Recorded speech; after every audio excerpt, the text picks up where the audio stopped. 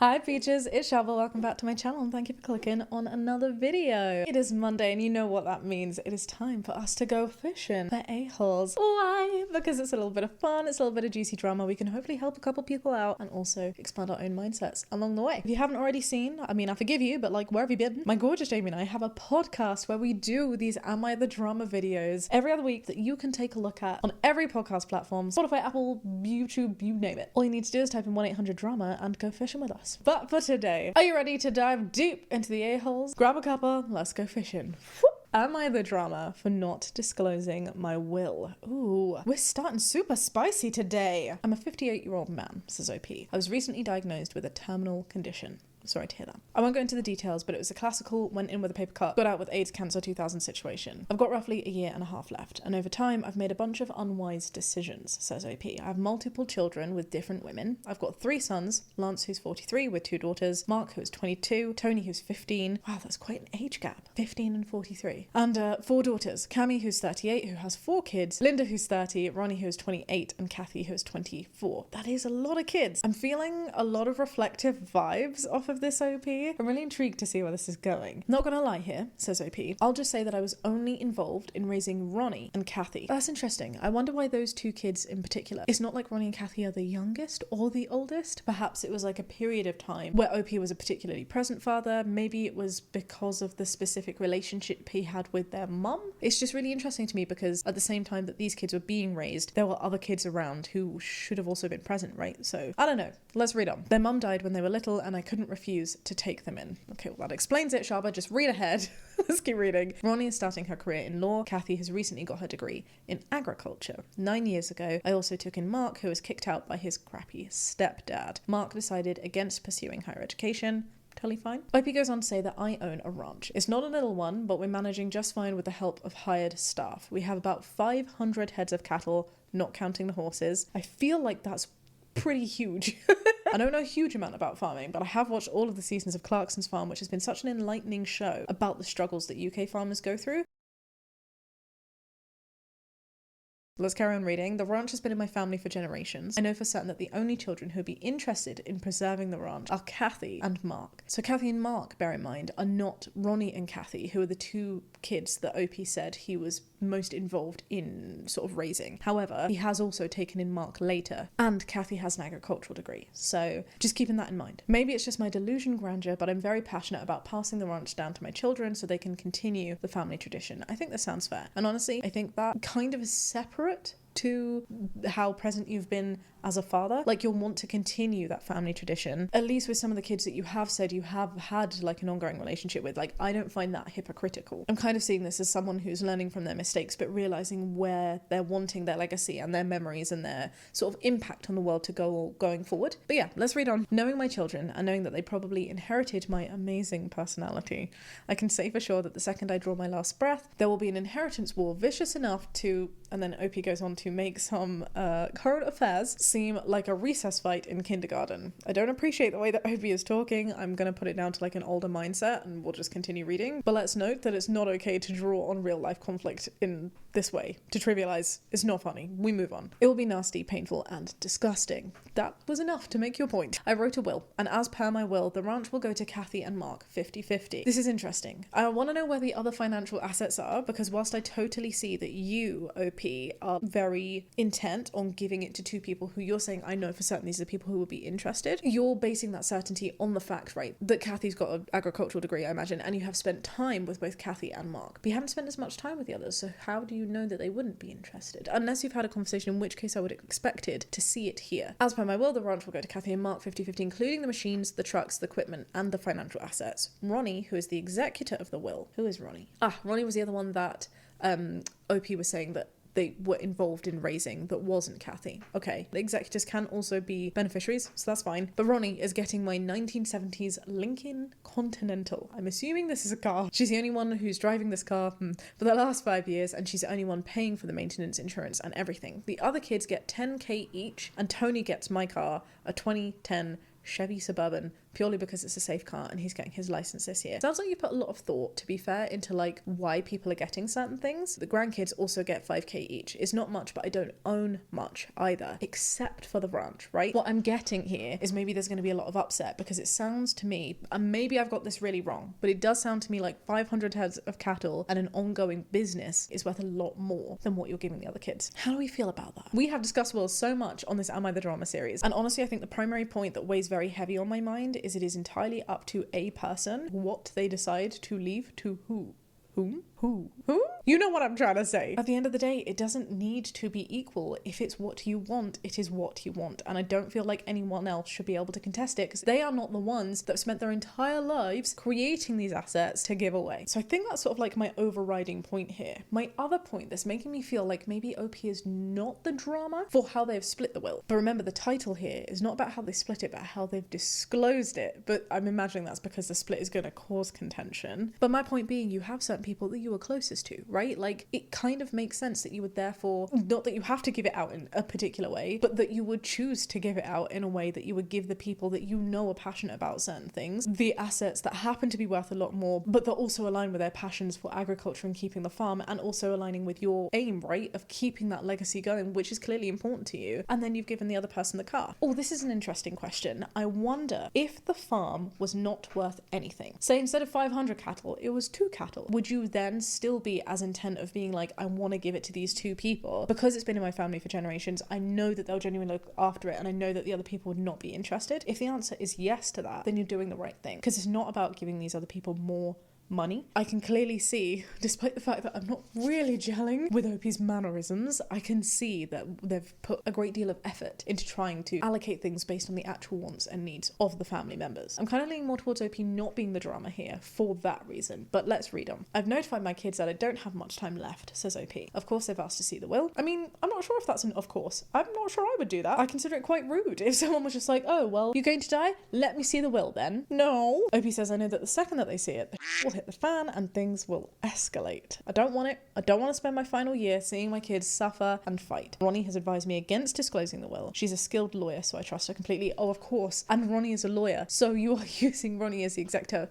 Makes total sense. I didn't make that connection beforehand, but yes. OP goes on to say, I refuse to disclose the will, and now my kids are enraged. They keep speculating about the will, they keep pestering me and giving advice on what I should leave to whom. Your kids sound like they don't deserve anything, mate. Am I the drama for therefore refusing to disclose the contents of my will? By now the only ones who know about them are me and Ronnie, and I intend to keep it that way. Well, babe, as much as I can see that there may be a resentment towards your parenting, and you can see that you have not been the best father figure, I don't feel like you're doing something wrong here. I can kind of see it from 2 points of view. There's always a tiny voice in my mind that's always playing devil's advocate. So what I'm really wanting to say is, OP, babe, it's your final year. Why should you have that filled with arguments? Why should people be telling you what you should be giving to them? That's ridiculous, and is also so not staying in their lane. But that tiny little voice is also saying to me, you have not been a present father. You have not been very good at being there for your kids during your time alive, and what you're planning on doing is prioritizing yourself once again, knowing that these arguments again happen when you conveniently don't have to deal with them, but afterwards when you can't clear it up. At the end of the day though, it doesn't change the fact that it's your will and you get to decide what you do with it, and you shouldn't be influenced by what other people want. It's about what you want to give, not the drama. There you go. That's my verdict.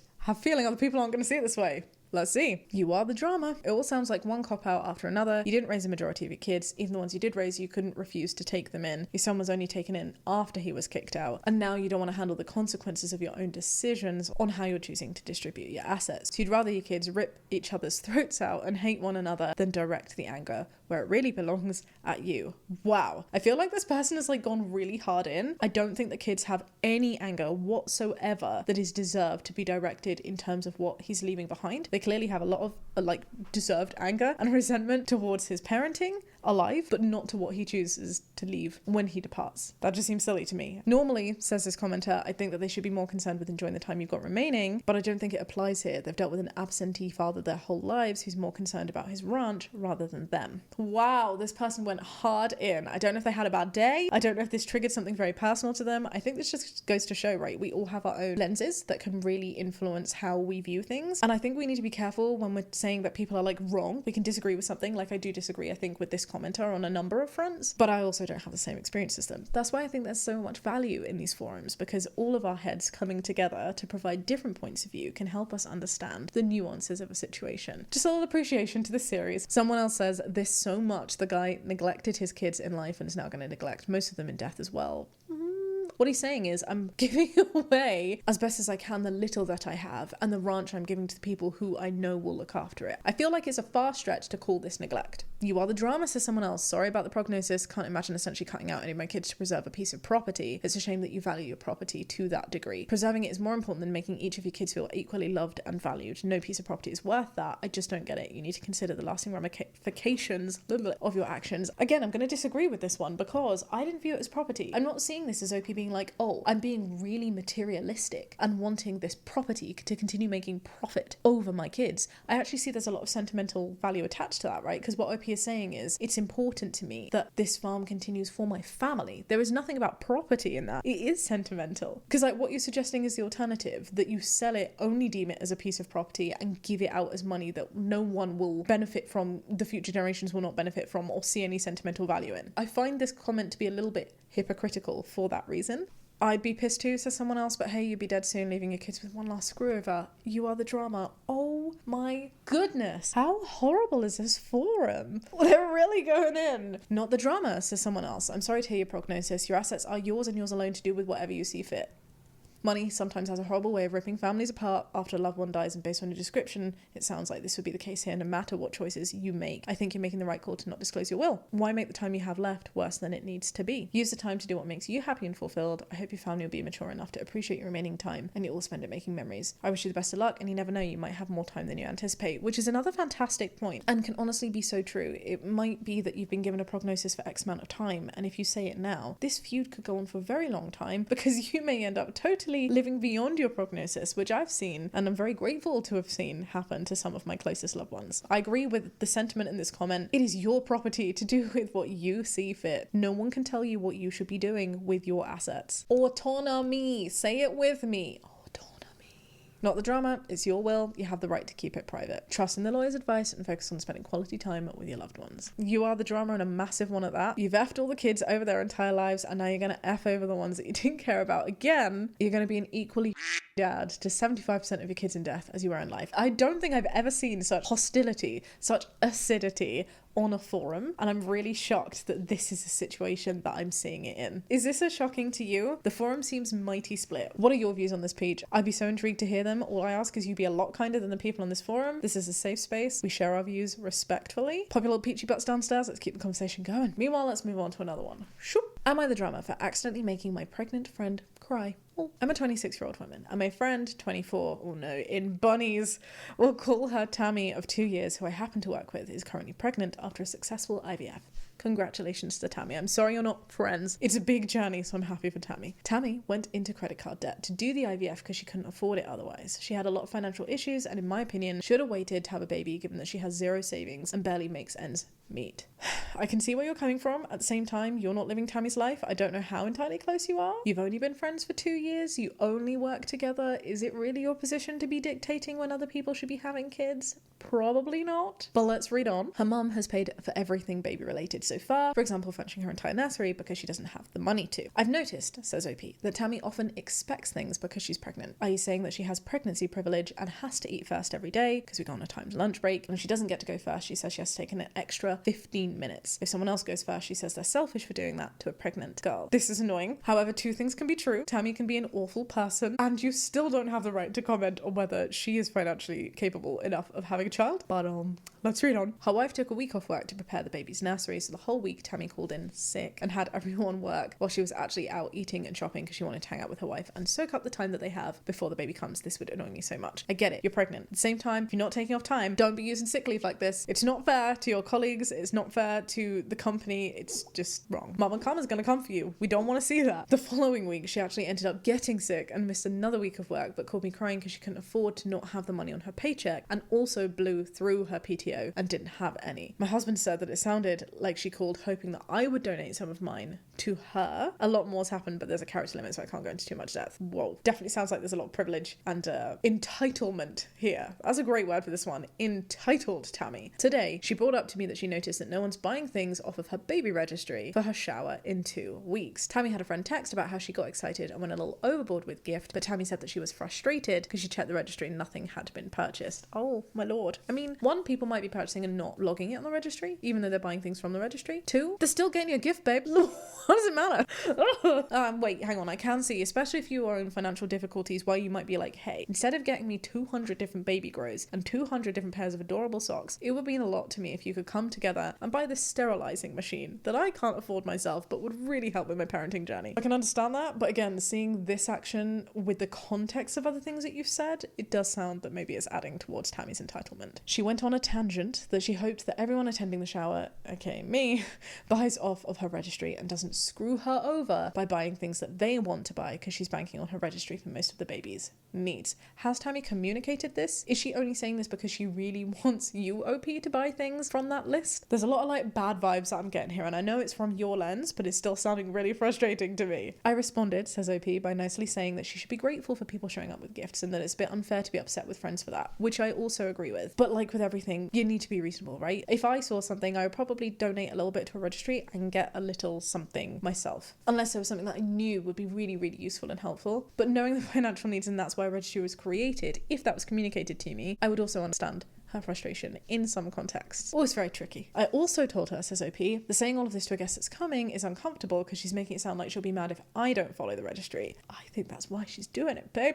I think you know. I think that's why you're mad and using bunnies for the words friend. She started crying and said that she's nervous that she won't get what she wants for the baby and that she doesn't think it's asking too much to buy what she wants because it's about her. It's actually about your baby, Tammy, but you know. She didn't say much the rest of the day, and I heard her on the phone with her wife saying that I upset her and that I was harsh. Am I the drama? No. I do not think you're the drama. In fact, I think hormones are probably a very large reason as to why your pregnant friend is crying, and another large reason is the pressure that she's feeling financially, because it's a scary time to have a baby coming in. And whilst I don't think it's okay for OP to be like she shouldn't have a kid, it is equally not okay for Tammy in this situation to rely wholeheartedly on her friends buying her the things that she feels she needs for her baby journey. Gifts are gratitude. Gifts are extra. Gifts are kind. They're certainly not compulsory, and you cannot dictate. If people don't want to buy from your registry, they don't buy from your registry. It doesn't make them crappy people for doing that. I think maybe what's happening here is Tammy is feeling very blinkered by her experiences and she's not able to see the woods from the trees. And I think in situations like this, what's really helpful is if the wife, other people in the network who can see things more objectively can say to Tammy, hey, I think you're being a bit of a mumZILLA. Let's stop this. Your friend has just been really honest with you and vulnerable. She's feeling a pressure from you that she doesn't want to feel. She's still going to get you a gift, so, you know, suck it up. So, no, I don't think you're the drama. Not the drama. So someone else, this woman has a classic case of champagne lifestyle, lemonade budget. I love this saying so much. The visual that it paints in my mind is something else, and I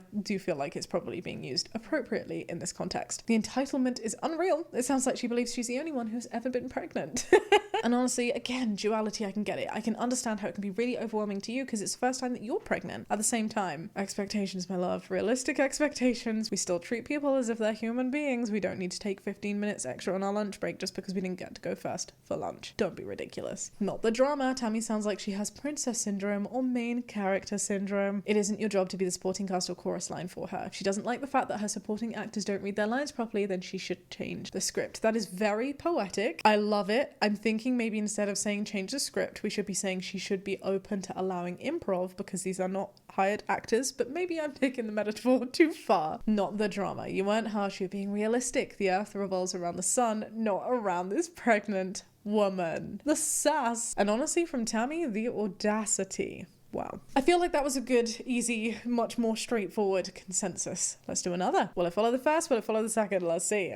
Whoosh. Would I be the drama? How good would I be the drama if I tell my parents that I won't babysit my younger brother? I'm a 20-year-old woman and my younger brother is 9. There's a large age gap from my other younger brother of 9 years. Wait, your younger brother is 9. The other younger brother who's 9 years older is a 15 and you're 20, right? We'll call the younger brother Joe. Says OP, my parents are in their mid-50s and I can understand how having a young kid at this age can be tricky. Joe is an absolute menace 80% of the time. He doesn't listen to me or any siblings when he's left in our care. He's disrespectful to our parents. Oh, Joe. Which literally makes my blood boil because my parents are amazing and they don't deserve that. And when Joe doesn't get his way, he screams so loud that it can be heard outside the house. Oh, Joe.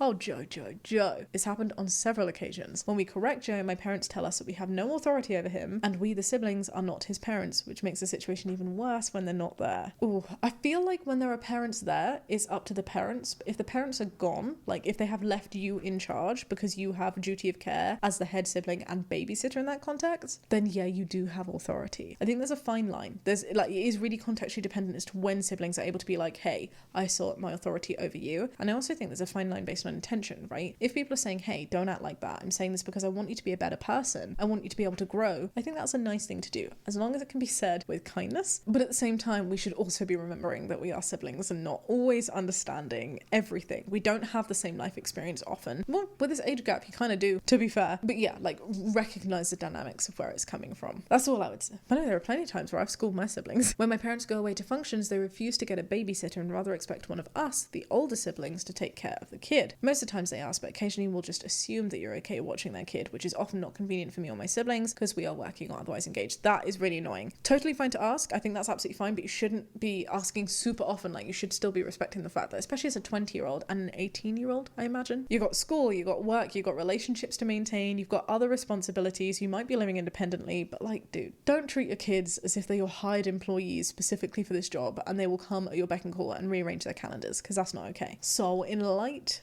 of this, would I be the drama if I tell them that I don't want to watch Joe? My siblings all agree with me and are struggling with how rude Joe is to us and our parents. No, I don't think you would be the drama. And honestly, I'm saying that with a really simple fact that if Joe doesn't respect you as a sense of authority, and clearly you don't feel comfortable doing it, and I feel like you're probably not putting yourself in a great or safe position, or Joe in a great or safe position, where you don't feel like you can properly take control of a situation, which is what somebody in a position of a duty of care would need to do, right? Beyond that as well, you shouldn't be forced to do it if Joe's just being a little...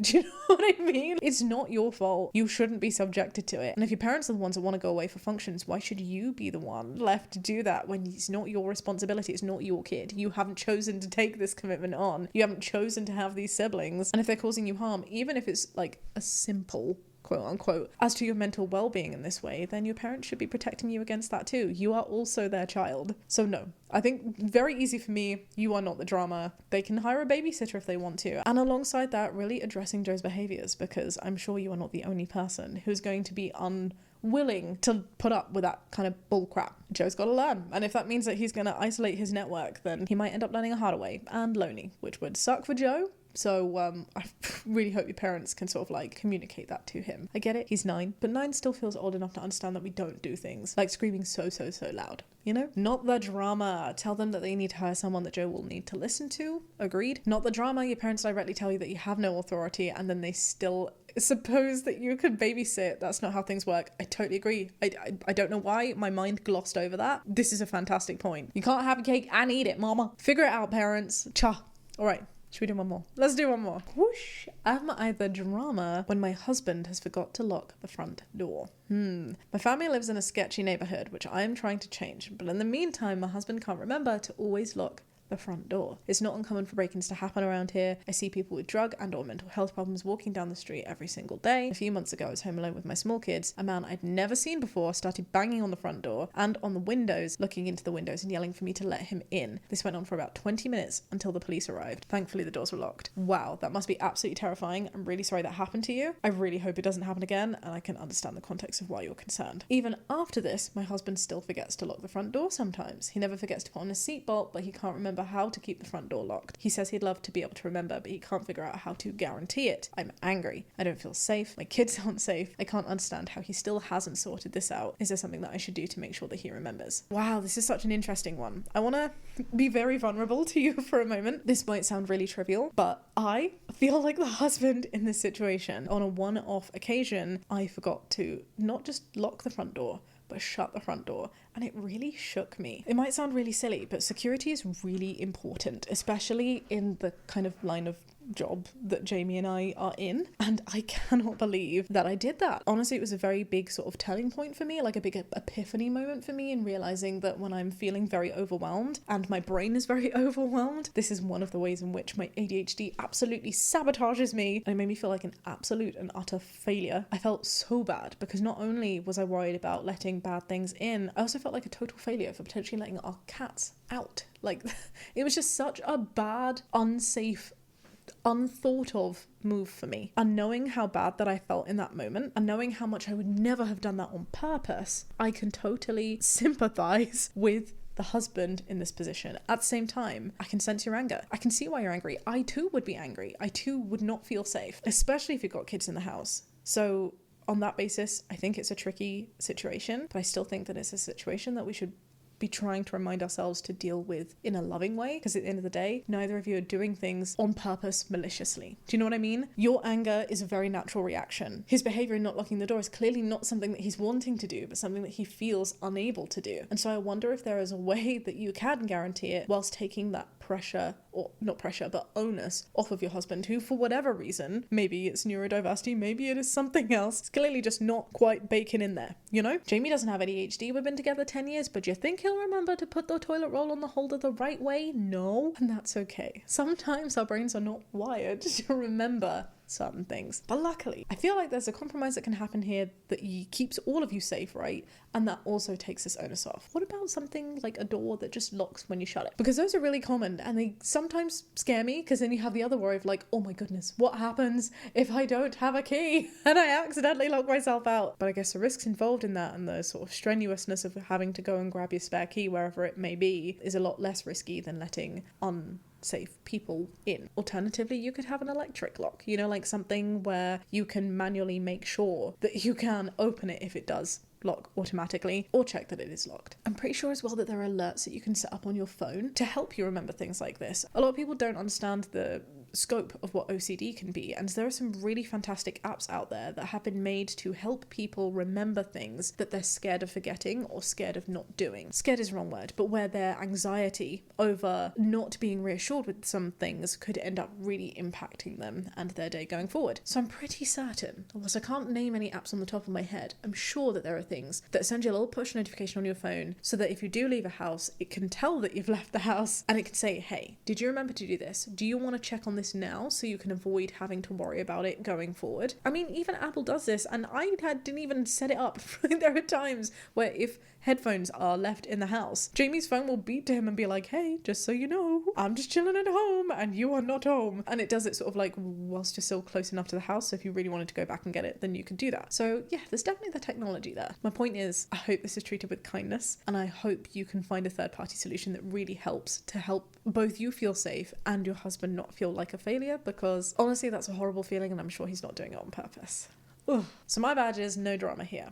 That's what I'm thinking. Not the drama, but have you looked into auto lock doors? OP says, no, this hasn't occurred to me until tonight. It's a great idea, thank you. Yay for the forum, for giving ideas, and for helping people. This is what we love to see. How the hell does a grown man just forget to lock the door? I mean, it happens. OP said, I'd like to know that too. Privilege can be a wonderful thing, and it can take many forms. I think sometimes when people's actions can frustrate us, what I'm really trying to do is to retrain myself from that really angry state of, oh, this annoys me so much, and instead question, well, why has this happened? Because that can be a lot healthier. It can lead to significantly more successful results in actually preventing hardships from happening and help us maintain really healthy relationships, because 9 times out of 10 these people aren't doing bad things to hurt us. There is often an underlying reason, and it's possible that that underlying reason can be addressed. So if we try to keep an open mind and allow for growth instead of punishment, I really think the world could be a much more successful place. Not the drama, the world's scary. How about you put printed paper on the door as a reminder, like one on the inside above the handle, so he'll see it before he leaves. This is an adorable idea. And you know, before I knew I had ADHD, some parental guardian figures in my life went very, very overboard with lots of sticky notes everywhere everywhere. And I can see the thought process, but it didn't help me, especially because they became so commonplace. It's just another thing that my brain chose to ignore, which is very annoying.